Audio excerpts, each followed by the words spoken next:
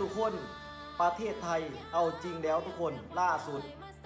จัดเดินแฟชั่นโชว์เนาะทุกคนเนาะทัวร์หางในประเทศไทยด้วยส่วนนี้เนาะทุกคนเพิ่นการจับโซ่สุดไทยเนาะทุกคนเนาะนี้สุดไทยนี่ก็ยื่นขึ้นทะเบียนเป็นมรดกโลกเนาะทุกคนเนาะก็มาดุนกันเนาะทุกคนอีกประมาณ4-5 เดือนเนาะทุกคนเนาะผลก็จะออกมาแล้วเนาะทุกคนเนาะประเทศไทยเดินหนาเต็มที่เนาะทุกคนบอกว่าสิเอาไปโซ่อยู่ต่างประเทศก็มีเนาะทุกคนเนาะมีทุกคนล่าสุดเนาะทุกคนเนาะจัดที่ห่างใหญ่ๆเนาะทุกคนในกรุงเทพมหานครเนาะโอ้โหทุกคนสุดยอดเนาะทุกคนเนาะสุดไทยเนาะทั่วโลกนี่ฮู้จักเนาะทุกคนเนาะฝากแท้กันเอาไว้ทุกคนนี่คือชุดไทยพระราชนิยมทั้ง8แบบแล้วก็ผ้าไหมไทยเนาะทุกคนเนาะนี่แท้กันออกไปทุกคน